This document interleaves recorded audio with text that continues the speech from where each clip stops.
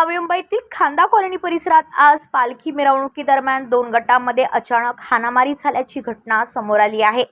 आज दिनांक 31 मार्च 2026 रोजी दुपारी 12:24 सुमारास ते 1:15 वेळेत शिवशंकर मंदिर परिसरात ही घटना घडली।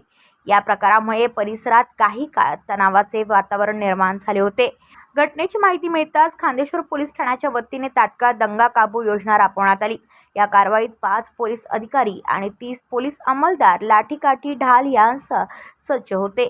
याशिवाय फायर ब्रिगेडचे 1 अधिकारी आणि 5 फायरमन तसेच ॲम्ब्युलन्स स्टाफही घटनास्थळी उपस्थित होते। पोलिसांच्या तत्पर हस्तक्षेपामुळे परिस्थिती नियंत्रणात आणण्यात यश आले असून सध्या परिसरात शांतता आहे। ही माहिती वरिष्ठ पोलीस निरीक्षक स्मिता ढाकणे यांनी दिली आहे। ब्युरो रिपोर्ट नवी मुंबई पनवेल वार्ता न्यूज। आपल्या परिसरातील बातम्या आमच्यापर्यंत पोहोचवण्यासाठी स्क्रीनवर दिलेल्या क्रमांकावर संपर्क साधू शकता।